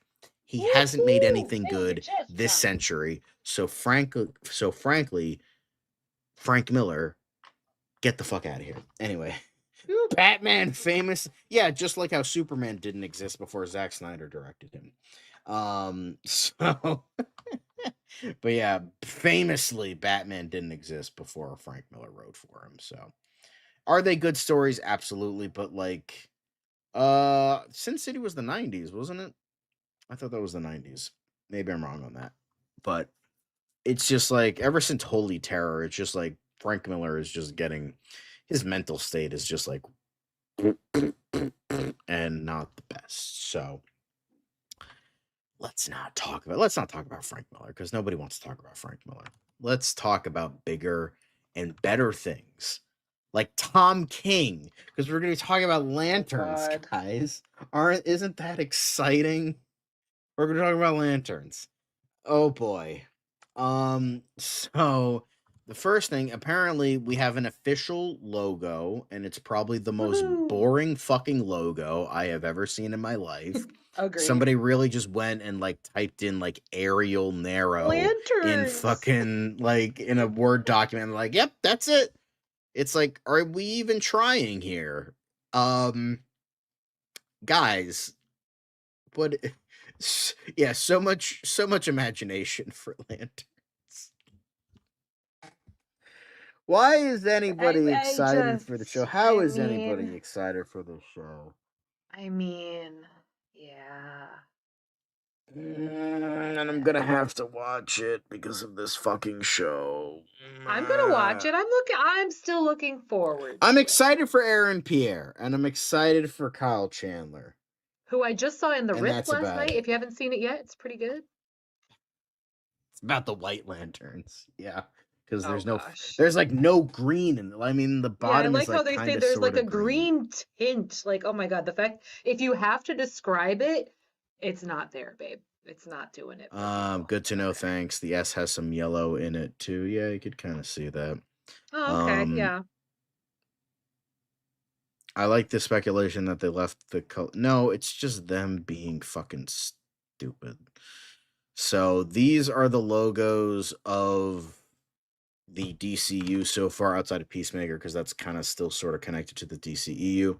But like, look at Creature Commandos. Look at like Superman, Supergirl. Look at those logos. It's like, maybe a little bit boring, but then there's just lanterns. Oh yeah, it's just there's land. It's like, it's not even like, there's no even like green lantern. I was gonna say, why icon. Isn't there a lantern? Yeah. Yeah, like, guys, what is this? Like, make it like one of the letters or something like that, or make it like, it's just. If you want to do like a boring fucking font, fine. But look at what they did with Superman and Supergirl. They put like the logo that is representative of what the film is. Like, Superman is nice, bright, out there, and then Supergirl is a little bit dingier, so it's like, okay. And plus, it's kind of like a sci-fi-ish font. And their creature commandos, it's like half eroded. It's like kind of like it's kind of like a cool font, and then just like lanterns. It's just so boring. Looks like all right. At least like it makes up for it with a quality movie. That's not even going to be the case for Landon. But John, it has to be like True Detective. It has to be real cinema for real people. Yeah, like anyway, it's just like it's so ridiculous. It's just like I thought we were reaching this point of like not being fearful of it being a superhero franchise like the 2000s, where it's like, oh, we can't have it look like a superhero project or else people won't go see it or blah blah blah. I thought we were over this at this point. Like I thought we could be like unique of it, like no, it's just like the blandest logo ever. Now, does this mean the show is going to be bad? I mean, no. The show is going to be bad because Tom King and Damon Lindelof are a part of it, but it's gonna be bad for different reasons, not just because the logo is kind of mid, but for the real cinema fans, please stand up. Thanks. Well,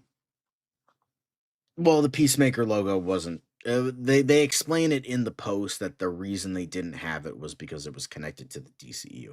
I don't know why. Whatever.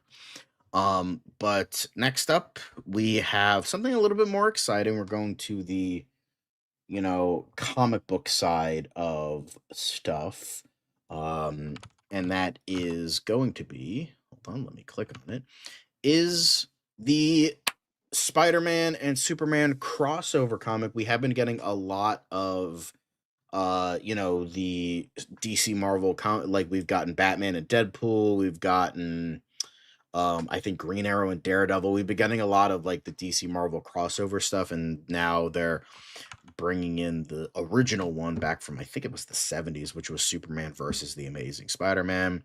So this is the Jorge Jimenez version, and then this is the original version by Ross Andrew, who wrote drew the original comic. And I think I speak for everyone when I agree with this fellow. Why is Spider-Man humongous? But Why is Spider-Man huge? He's tall. He's a tall boy.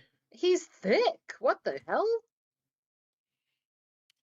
Yeah, I think he's a little bit leaner here, but that makes more sense. No, Spider-Man's not thick. Everybody knows that.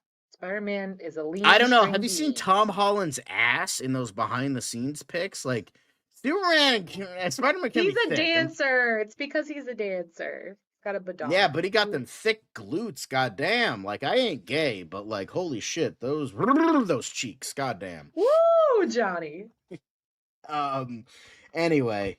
Look, guys, actual excitement. Yeah, I'm probably gonna read this. I need to read. I want to catch. I want to read the Deadpool Batman one. That sounds awesome. Yeah, that was one of the few Marvel comics that reached the top 10 best-selling comics. Okay, that was like the only one, I think, because Marvel has not been doing well in regards to the comic book side. Good lord, calm down. But yeah, this is definitely awesome. I'm probably gonna read this. I should read the other DC Marvel stuff. I should read the Absolute stuff. I know. I just have no it's just too Zack Snyder-esque for me, and even my friend said the Superman stuff is bad. So I don't know. I just hate fucking roided out Batman with a bat axe. I don't know, but this isn't the only thing in regards to the Spider-Man Superman crossover. We got a variant cover by Frank Quitely, who's weird. Whose art I don't normally like very much, but this isn't too bad. Like, this doesn't. I mean, these guys don't look like tumors, so I'll take it. Like, I prefer the Jimenez art, but this is pretty good. I like the darker colors on Spider-Man. I like how it's more like navy blue. I kind of like that. I agree. I knew you were Heated Rivalry. I don't watch Heated Rivalry. I just watch gay porn like a normal person. Anyway. There you go. Bat axe and the bat wall chest. Yes. Anyway, but I like this art. It's very cute. He kind of looks like Spooderman a little bit. But I like both of these things. I'm probably gonna read this. This looks like a lot of fun. Again, it's like kind of going back to the fun times of like, oh, like the first crossover. I don't know. It's nice to see. I have not been to the cottage lately. No, I have not. So sorry, guys.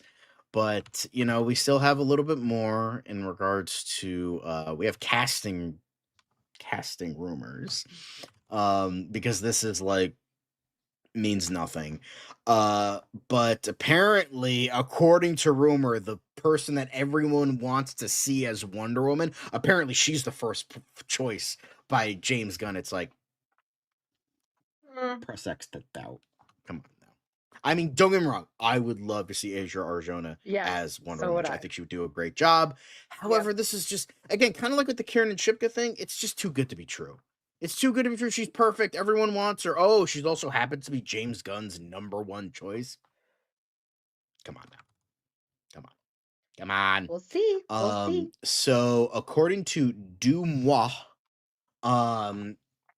which I have not heard of. I don't even know who this is.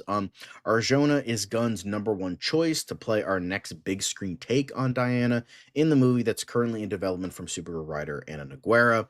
As far as we know, no director is attached. Dumois is primarily known for sharing celebrity gossip, but the account has posted some movie-related scoops that have turned out to be accurate in the past. Okay, I don't think we've ever, and Dan, let me know if I'm wrong on this. I don't think we've ever talked with Dumois on the show before, so I don't think we've ever, because, I mean, Daniel RPK, Jeff Snyder, APOC Horseman. We've talked about those guys, My Time to Shine. Those are like the scoopers we usually talk about on the show. I don't think we've ever talked about this guy. So, Dan, let me know if I'm wrong on that one. You are not wrong. You are correct, John. I am correct. Okay. I didn't think so. I would have remembered Dumois. But they're apparently primarily for celebrity gossip, but the account movie-related scoops that have turned out to be accurate. They first mentioned that Barry Keoghan was being considered for the Joker in Matt Reeves' Batman, which turned out to be true. He is in the film in the last couple of minutes, as well as that famous deleted scene that was very Silence of the Lambs-esque, and that Lady Gaga was up for Harley Quinn in the Joker sequel, which also turned out to be true. But Gunn did say this many moons ago. I follow Asia on Instagram, but everyone came out and said he just followed her. That means she's Wonder Woman. She'd be a great woman. Wonder Woman, by the way. She was in a movie that I made 7 years ago, which was the Belko Experiment before she was really famous. We've been friends and have known each other since that time. I followed her then. I didn't just follow her. So, I mean, he has said that she'd be great and she would be a great choice. Now, I'm kind of iffy because, even though Dumois has been accurate with DC stuff in the past, I'm kind of iffy on this, but I wouldn't be shocked because James Gunn does have a habit of working with people he has worked with before.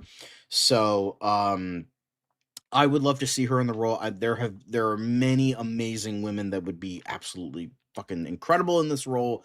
Arjona would be great, with Andor being the fucking ginormous huge hit that it was, and being in the Belko Experiment, which James Gunn did not write or direct. He did just produce it because I think one of his brothers wrote it. I think Mark Gunn, or was it Mark or Matt Gunn? But one of them wrote it or directed, because I think the guy who did Wolf Creek directed it, and then somebody else wrote it. But I think it would be great.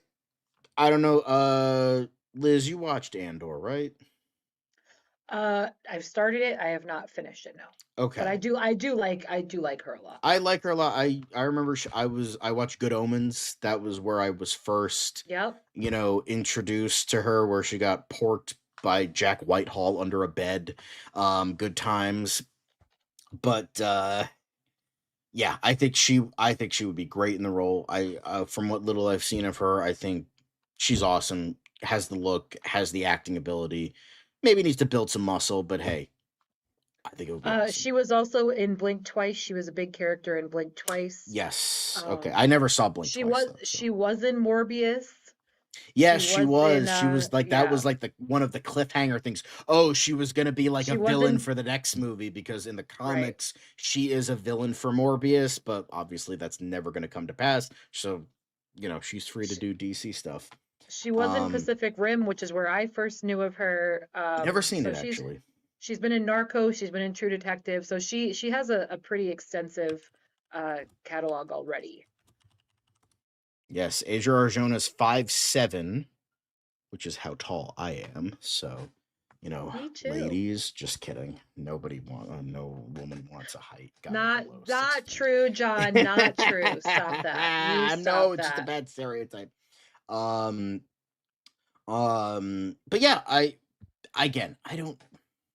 It's probably not true, but it's more likely than our next story in regards to casting rumors is that Paul Anthony Kelly is rumored to be in line for the DCU Batman, maybe. He definitely has the face for it, got that jawline, got that look. I've never heard of this guy before, so I have, unlike Arjona, I'm just like, no clue who this dude is. Match made in heaven for, okay. But Paul Anthony Kelly isn't a name many of you are likely familiar with. However, his performance as John F. Kennedy in FX's Love Story, the latest TV series from Ryan Murphy, has been getting a lot of attention. So the Canadian model who appears in his breakout role alongside Sarah Pigeon and Naomi Watts has made quite the splash, and there's already chatter on social media about him joining the the DCU. This comes from our boy Demois, back again with the white vans, and is best taken with a pinch of salt. However, a quick search of Kelly's name across several social media platforms makes it clear that he was emerging as a fan favorite choice to play the DCU's Batman shortly after Love Story first aired. Now that's intensified. It's certainly not outside the realm of possibility that a relative unknown would be hired to play Bruce Wayne. After all, that was exactly what happened with David Cornsweet and Superman. However, it's probably unlikely, even though they're probably going to pick more of a name for Batman because Batman's more popular. So,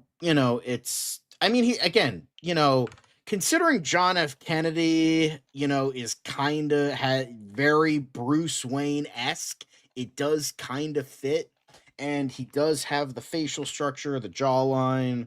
Let's see how tall he is, guys. We got to see how tall he is, because that's the big, hang on. Let's, Paul Anthony Kelly. He's apparently 6'2".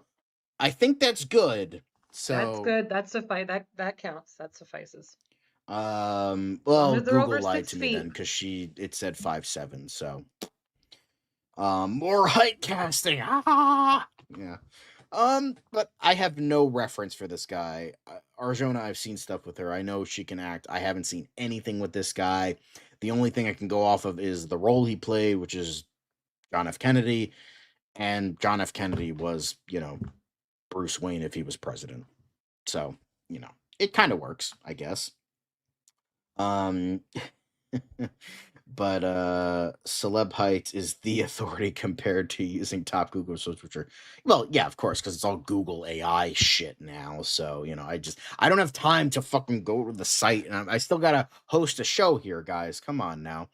But speaking of hosting a show, that's it for the, kind of sort of big story. Now we get into the biggest stories, which is Batman related, and that is stuff with the Becks. Batman Part 2.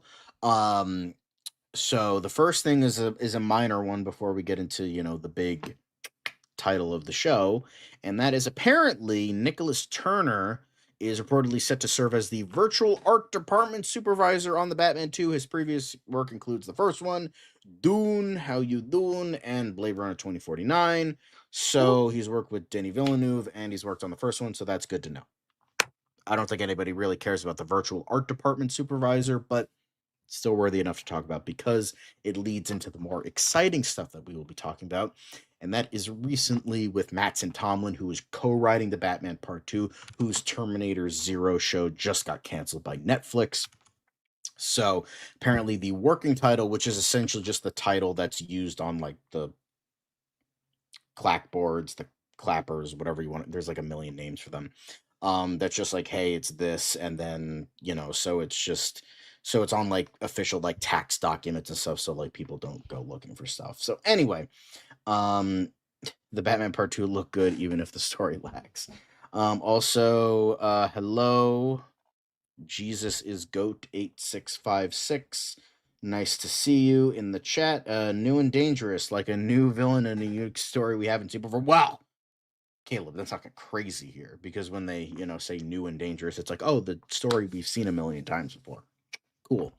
But he is claiming that it is in fact new and dangerous. The Batman Part 2 writer Mattson Tomlin responded to a fan by writing, we worked exceptionally hard to tell a story worthy of the character, something that feels new and dangerous. The bar couldn't be higher, obviously. Looking forward to people seeing it and being able to talk about it at length. Can't begin to describe what this film means to me. We did our actual literal pushed beyond the limit best. We'll see if that actually means anything. So, with all of this, apparently, the working title is in fact Vengeance 2. And the first one was just Vengeance. So thoughts on this? Does it mean anything? I don't know, but No.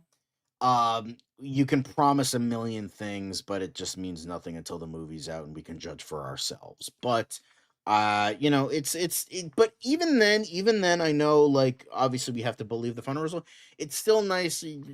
Try to pump it up because, like, it's gonna be fucking a year and a half before we fucking see this damn movie. So you got to keep the hype rolling, got to keep the hype train going, got to pump people up. So it's like, okay, so for the people that are still excited for all of this, we got to, pump those numbers up. That's rookie numbers in this racket. So it's nice to see. Like, I'm trying to think of positive things to talk about. I don't want to be a fucking negative Nelly for the entire damn show. Like, Tom King already has me depressed. Like, this I'm excited for. Like, this, like, okay, like, this is good. I'm excited for this.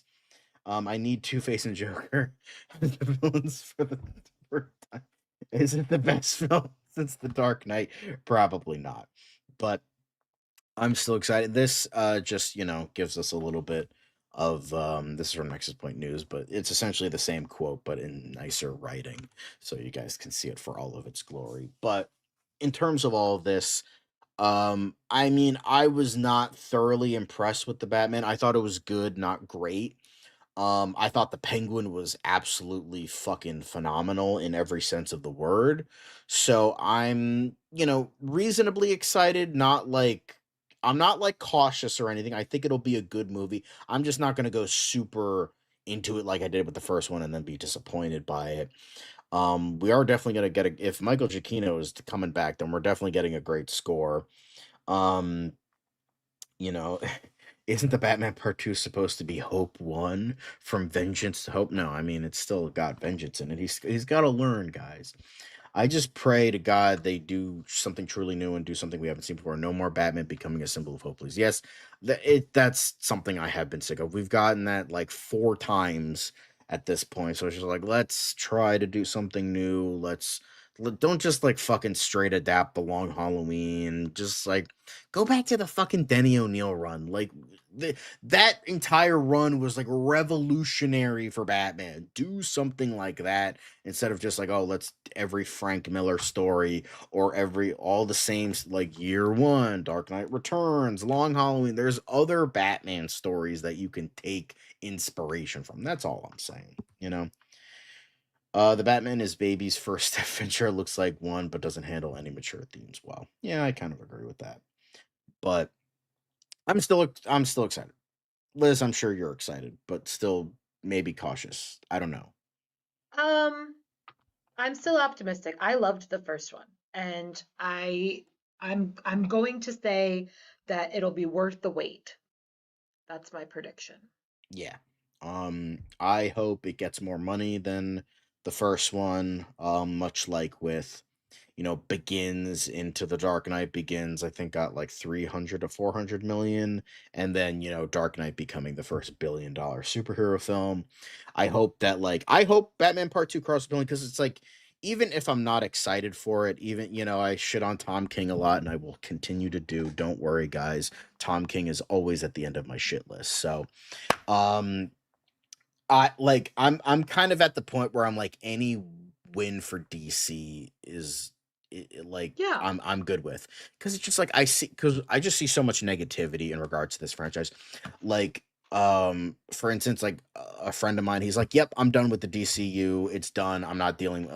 He's like, "I hated Creature Commandos. I hated Peacemaker season 2, and Superman was mid, so I'm not watching anymore." It's like, really, you're giving up like that quickly? That's kind of a shame, because it's just like, look at the first 3 movies of the MCU. You had Iron Man, which was great, and then Incredible Hulk, which was, for many people, not for me, was a disappointment, and then Iron Man 2 was even weaker. So it's just like, we're at that same point here where it's like, you're 1 out of 3 and you're like, "Oh, yep, I'm done." It's like, well, were you done after Iron Man 2? Because that's where we are now, even though 2 of those are TV shows and instead of 3 movies. But still, it's just, I don't know, it just seems a little weird to me that's like, "Oh, I'm giving up this quickly."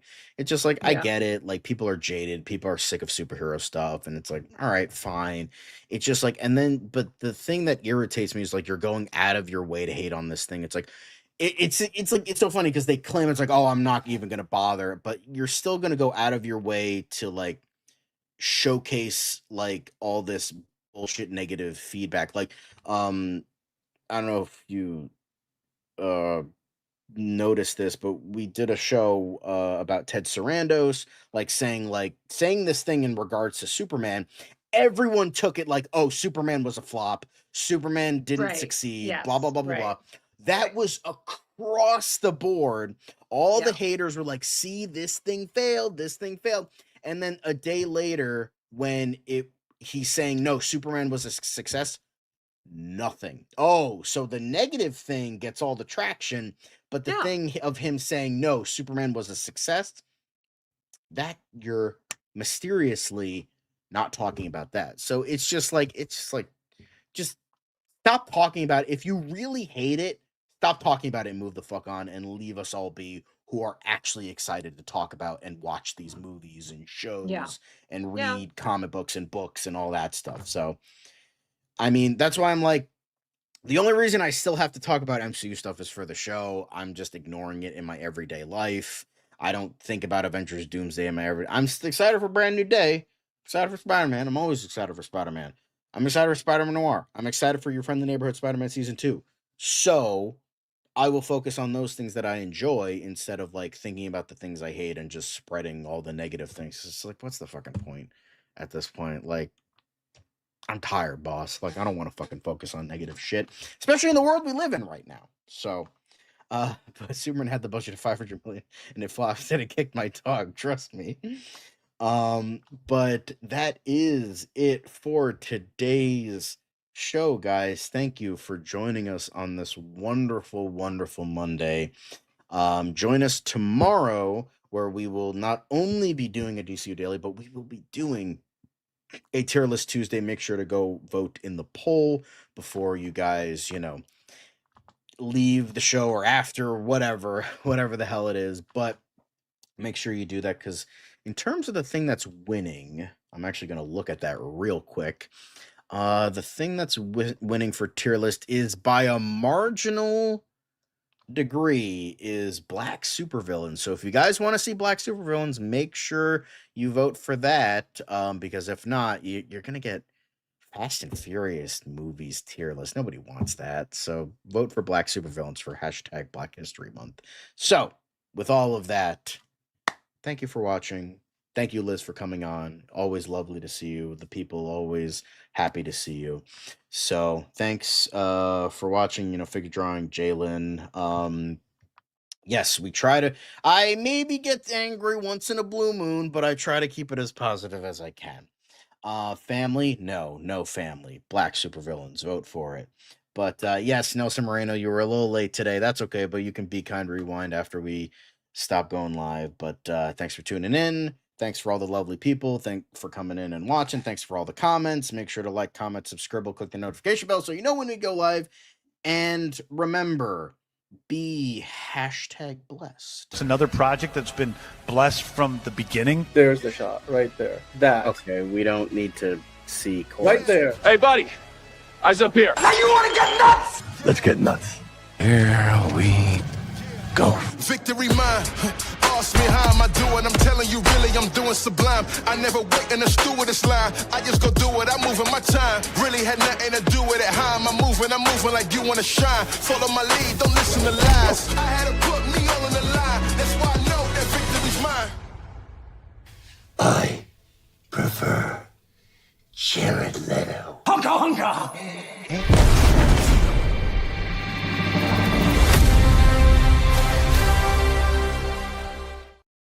And with that, despite the positivity that I always like to push, at the end of the day, fuck Jeff Snyder and fuck Tom King.